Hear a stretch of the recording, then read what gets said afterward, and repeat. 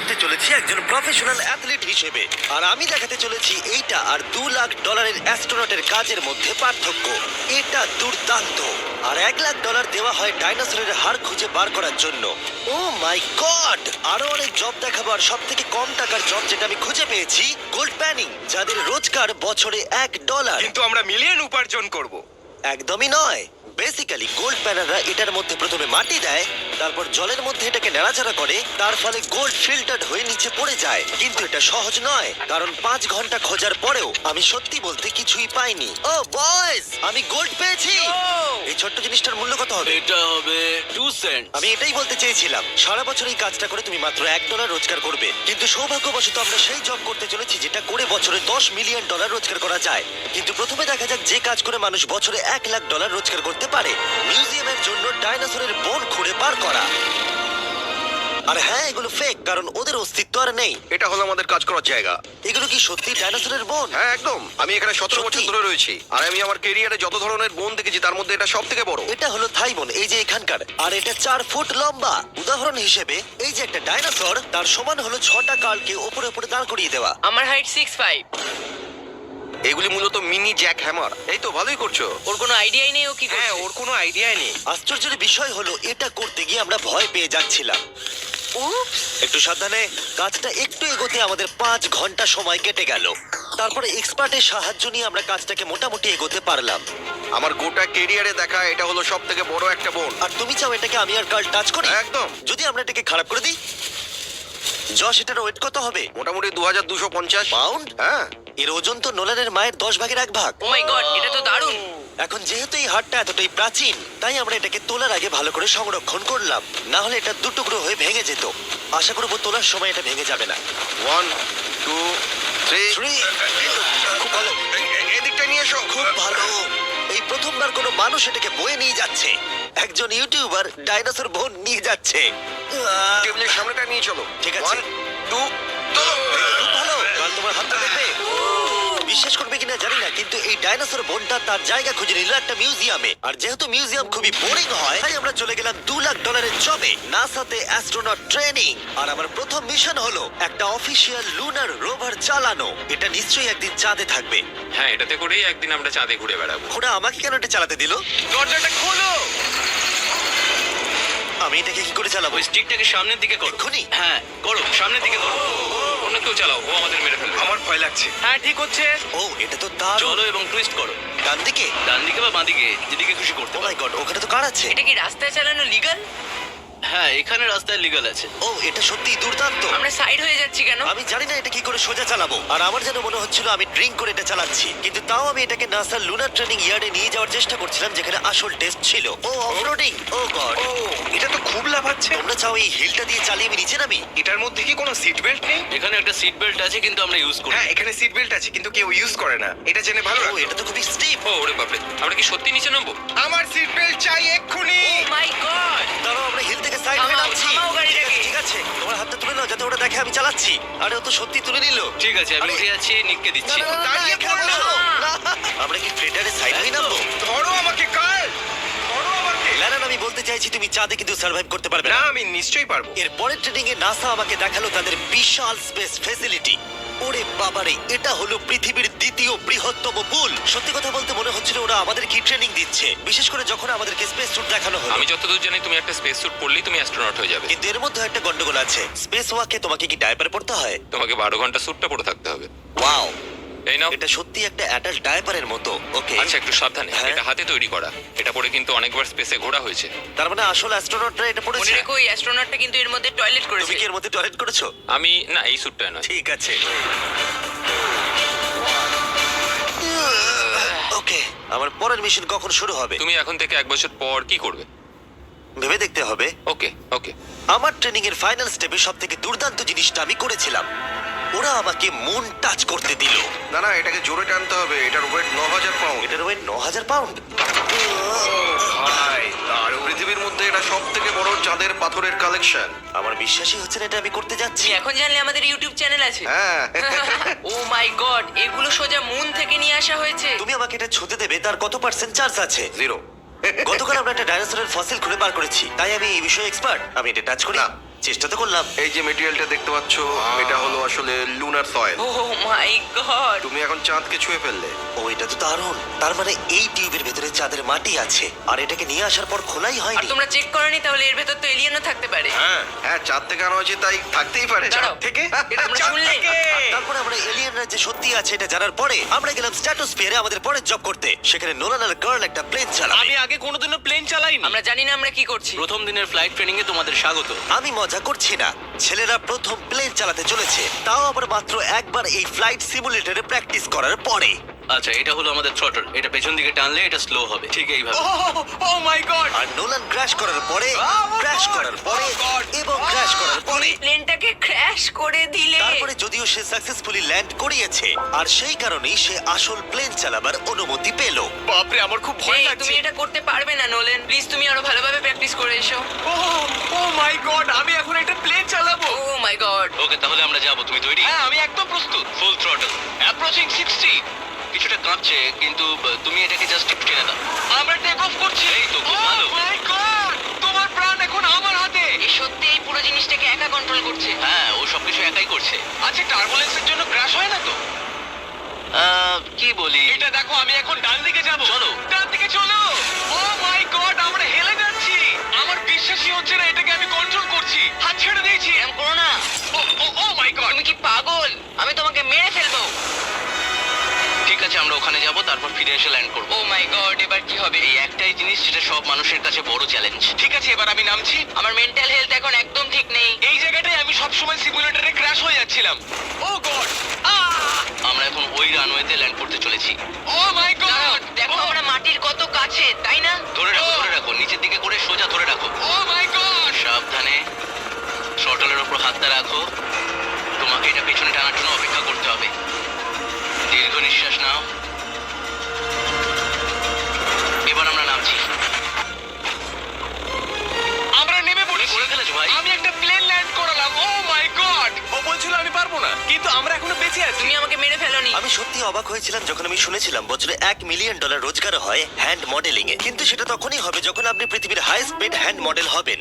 এ একজন ডাক্তারের থেকে 5 গুণ বেশি রোজগার করে লোকেদের নিজের হাতের ছবি দেখিয়ে, আর এই অনেক কাজ করে। আপনারা যে সমস্ত ব্র্যান্ডের নাম শুনেছেন মোটামুটি সব ব্র্যান্ডের হয়েই কাজ করেছে। সে পারিশ্রমিক হিসেবে $1 মিলিয়ন করে নেয় পার হ্যান্ড। আমি আর অপেক্ষা করতে পারছি না কখনো এটা করবে। প্রথমে ও আমাদের হাত এক্সামিন করবে। আমার মনে হয় না আজকে আমার দিনটা খুব একটা ভালো কাটবে বলে। ওকে, আমি যেটা দেখতে পাচ্ছি তোমার নোকের ওপর অনেক কাজ করতে হবে। ঠিক বলেছো। একদম। ওর হাতটা বাজে, বুঝলে? দেখো এর হাতে কার্লের থেকে কত বেশি লোম আছে। এর জন্য কি আমি বেশি টাকা পাবো? স্কিন টেক্সচারটা তোমার থেকে ওর অনেকটা ভালো। তুমি কি ঠিক করে দিতে পারবে? জানি না, যদি কিছু মিরাকেল হয় তাহলে হবে। আমি এখনো তোমার হাতটা দেখিনি জিমি। তোমার হাতটা তো গ্লো করছে। এটা তোমার দারুণ। হাতটা এত গ্লসি কেন? আমি জানি না আমার আঙুলের স্ট্রাকচারটা কি ঠিক আছে। হ্যাঁ, এগুলো তো বেশ ভালো, কিন্তু এখানে একটু সমস্যা আছে, স্কিন সমস্যা আছে, কিন্তু এগুলো ঠিক করা যাবে। আমাদের হাতের উপরে অনেক কাজ করতে হবে, তারপর আমরা শুটের জন্য তৈরি হয়ে যাব, যেটা আমার আর কার্লের জন্য খুবই ইজি ছিল, কিন্তু লেজারের জন্য অতটাও নয়। ও গড। ভাই এই লোমগুলো দিয়ে তুমি দারুণ জিনিস বানাতে পারবে। এই চুলগুলো আমার সঙ্গে সারা জীবন ছিল, কিন্তু চাইলেই এর সাহায্যে $1 মিলিয়ন উপার্জন করতে পারো। আর এখন যেহেতু আমার হাত আগের মতো নেই, তাই আমরা একটা ম্যাগাজিনের জন্য মডেল হতে পারলাম। এই ছবিগুলো সারা আমেরিকায় বিলবোর্ডেতে দেখানো হবে এই ওয়াচগুলো প্রমোট করার জন্য। এটা কিন্তু খুব কঠিন। হ্যাঁ, আর বেশি চাপ নিও না। ওকে, মানে ঘড়িটাকে দেখতে ভালো লাগছে। সত্যি কথা বলতে আমি ভেবেছিলাম এটা ইজি হবে, কিন্তু আমরা সত্যি খুবই বিচ্ছিরি ভাবে এটা করলাম। মনে হচ্ছে যেন কোনো সাপ এই ঘড়িটা পড়ে আছে। ভাই এটা খুবই শক্ত। তুমি একবার করবে, এটার সাথে পার্থক্য দেখবো। ও কি? দুর্দান্ত। তোমার হাত নড়েনি, তাই প্রোডাক্টটা দারুণ দেখা যাচ্ছে। ভালো মডেল হওয়া মানে একটা ঘড়ি পরে নিলাম তাই নয়, মাঝে মাঝে মডেল হিসেবে তোমাকে অদ্ভুত জিনিসও করতে হয়। তুমি ভয় পাচ্ছ কেন? কারণ অফ ক্যামেরাতে হাতে একজন সাপ আরে ধরে ভয় পাওয়ার আছে। কি আছে? চিন্তা করো না কার্ল, চিন্তা করো না। হাতটা এখানে রাখো যাতে ওর মাথাটা একটু সাপোর্ট পায়। হ্যাঁ একদম। এর মাঝে আমি একটা জিনিস ঢোকাতে চাই, সেটা হলো ইমোর্টালস অফ অ্যাভিয়াম। এরা এই ভিডিওর স্পন্সর। একটু এখানটা ধরো। হ্যাঁ ঠিক আছে। এখন এই মডেলিং করছে একটা ওয়াচ, একটা স্নেক আর এই গেমটার। ও এটা দেখো, এটা দুর্দান্ত লাগছে। ইমর্টালস অফ অ্যাভিয়াম হলো একটা ফার্স্ট পার্সন ম্যাজিক শুটার, যেখানে তুমি জ্যাক নামের একজন প্লেয়ার হিসেবে এই পৃথিবীকে বাঁচাবে গার্ল। ও কি আমাকে বাঁচাবে? এবার আমি চাই তুমি এই গেমটার এক্সবক্স ভার্সনের মডেল হও, একটা স্করপিয়ন নিয়ে। না ভাই। এই দেখো, তুমি ঠিক এটাকে এইভাবে ধরবে। আচ্ছা এটা হাতে ধরাটা সেফ তো? হ্যাঁ, একদম ঠিক আছে, একদম। নাও নাও নাও, যা বলার বলে দাও, Okay, বলে দাও, তো আর ফটো তুলে ঠিক নাও। আছে, তুমি এই গেমে ডিফারেন্ট টাইপের 25টা ম্যাজিক স্পেল পাবে আর 80টা ডিফারেন্ট ট্যালেন্টকে আনলক করতে পারবে নিজের ক্যারেক্টারকে কাস্টমাইজ করতে। ইমমর্টালস অফ অ্যাভিয়াম এই ফটোটাকে পছন্দ করবে কার্ল? ইমমর্টালস অফ অ্যাভিয়াম আশা করি পছন্দ হবে। কাল আর কিছুক্ষণ এটাকে ধরে রাখো, তারপরে আমরা এনএফএল প্লেয়ার্স হয়ে যাব। যারা ইমমর্টালস অফ অ্যাভিয়াম তৈরি করেছে তারা আরো অ্যাওয়ার্ড উইনিং গেম তৈরিতে সাহায্য করেছে, যেমন হ্যালো, কল অফ ডিউটি আর ডেড আমার এই গেমগুলো দারুণ লাগে। ও এটা তো নড়ছে। আর দারুণ জিনিস হলো ওরা আমাকে এই গেমের বস করেছে, আর যদি তুমি আমাকে মারতে পারো তাহলে এই গেমের যে কোনো বসের থেকে বেশি গোল্ড পাবে। ও না, আরে চিন্তা করো না, আরে ওর ভয় দিকে পেও না। তাকিও না। ইমমর্টালস অফ অ্যাভিয়াম এখন এক্সবক্সে ফ্রি ট্রায়াল দিচ্ছে, তার সাথে PS5 এও আর স্টিমেতেও ফ্রি ডেমো অ্যাভেলেবল মনে আছে। হচ্ছে যে আমার পারবে, ভেতর ঢুকে তুমি গেছে পারবে। নাকি হাতের তলায়। আমরা এতটাই বাজে করছিলাম যে একজন হ্যান্ড মডেলকে আনাতে হলো যাতে স্পন্সররা এই ফটোগুলোকে অ্যাপ্রুভ করে। ডেসক্রিপশনে দেওয়া লিংকে ক্লিক করো যদি তোমরা এক্ষুনি ইমমর্টালস অফ অ্যাভিয়াম খেলতে চাও। আমি আর হ্যান্ড মডেল হতে চাই না, আর যদিও আমাদের ফটোগুলো অতটা ভালো ছিল না, তবুও গোটা দেশের বিলবোর্ডে সেগুলো স্থান পেল। আর এবার হলো শেষ কাজ, যেটার জন্য বছরে $10 মিলিয়ন রোজগার করা যায়। একদম ঠিক, আমি জয়েন করতে চলেছি লিটারালি NFL। এটা আমার একটা স্বপ্ন ছিল। যদি তোমাদের মনে হয় এটা ফেক, এই দেখো আমি সাইন করছি একটা রিয়েল কন্ট্রাক্ট। তার ফলে আমি বাকেনিয়ার্স এর এখন রিয়েল প্লেয়ার, আর ওরা আমাকে দেবে $10 মিলিয়ন। আমি হয়তো এটা পাবো না, কিন্তু অ্যাটলিস্ট এটা অ্যামাউন্টটা তো বললো। না না, ডলারের ওপর ফোকাস করো। এখন থেকে এটা অফিশিয়াল। কংগ্রাচুলেশন। তাহলে আগামী 48 ঘন্টার জন্য আমি অফিসিয়ালি প্লেয়ার। তুমি এখন অফিশিয়ালি প্লেয়ার। কথা দিচ্ছি আমি হতাশ করব না। আমি কথা দিচ্ছি ও হতাশ করবে। কন্ট্রাক্টটা শেষ করি আমি আমার টিম নিয়ে মাঠে নেমে পড়লাম 60,000 দর্শকের সামনে। প্রথম স্টেপ হলো ওয়েট ট্রেনিং। এটা হালকা হচ্ছে, ওয়েটটা একটু বাড়িয়ে দিই চলো। এই তো খুব আমার ভালো। মনে হচ্ছে না ওরা আমাকে 10 তোমাকে মিলিয়ন হ্যাঁ, choose খুব করতে ভালো হবে। হচ্ছে। তুমি কি উইনার নাকি তুমি ফ্যালকন? খুব ভালো। আমি লক্ষ্য করলাম NFL প্লেয়ার হলেই তোমাকে উৎসাহ দিতে সবাই চাচায়। আচ্ছা এই জিনিসটা কি তোমাদের টিমের সবথেকে স্ট্রং প্লেয়ার করে? দেখা যাক এটা আমি একবার করতে পারি কিনা। ওরা এটা 12 বার করে? ওরে বাবারে। ওরা সাধারণ মানুষ নয়। আমি চাইবো না ওরা আমাকে ধাক্কা মারুক। আরেকটা, চলো তুমি পারবে। ফুটবল। আরেকবার, come on! NFL এত শক্ত কেন? তাদের টিপিক্যাল ওয়ার্কআউটের সাথে এটার পার্থক্য কতটা? অনেক বেশি। যাক, একটু মাথা ব্যথা তো দূর হলো। কিন্তু তোমাকে পরে ওগুলি করতে ঠিক হবে। আছে। এরপরে আমি প্রথম প্র্যাকটিস করলাম টেম্পা বে বাকেনিয়ার্স এর ট্রেনিং গ্রাউন্ডে। আমি দেখা করলাম আমার কোচের সাথে। কেমন আছেন? তুমি কেমন আছো? ভালো।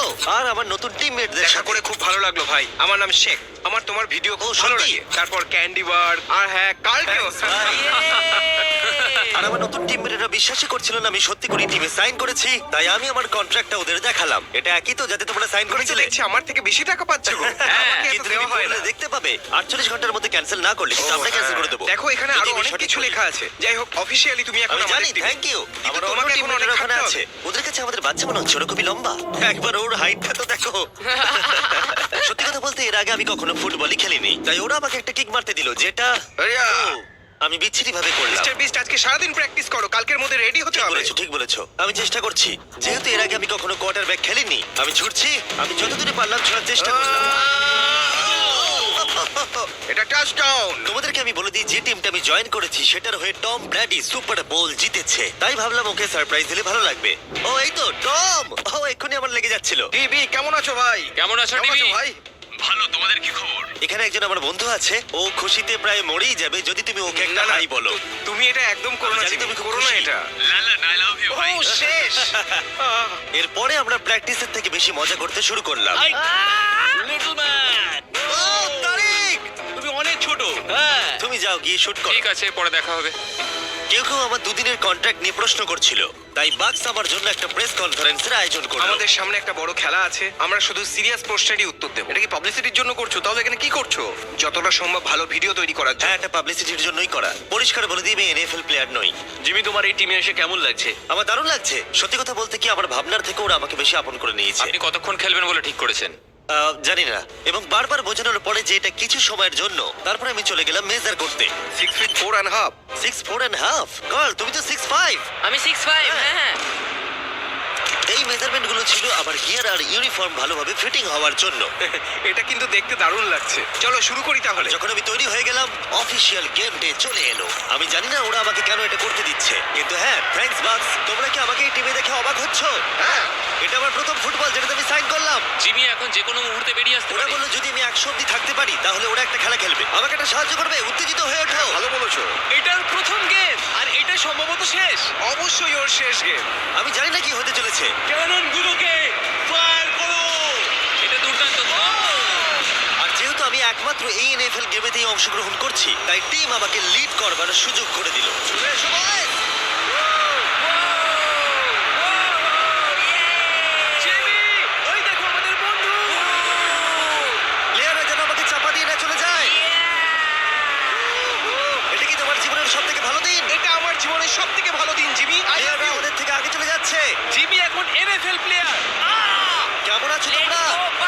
আমি তোমাদেরকে হতাশ করবো না, যদিও সম্ভবত আমি খেলবো না। লাভ ইউ ওটা কি বড় একটা প্লেন। আমেরিকা চলো ফুটবল খেলা যাক। আমাকে অফিসিয়ালি এনএফএল প্লেয়ার করার জন্য বাকিনিয়ার্স এর জন্য একটা হিউজ শাউট আউট। সত্যি কথা বলতে ভালো হলো যে আমি খেলিনি, কারণ ওরা যদি আমাকে ধাক্কা দিত সম্ভবত আমি মরেই যেতাম। আমি ভেবেছিলাম ওটা ওখানেই শেষ হয়ে যাবে, কিন্তু ফ্যালকন টুইটটা করে দিল, মিস্টার বিস্টের পরের চ্যালেঞ্জ হলো hit the field goal win the game.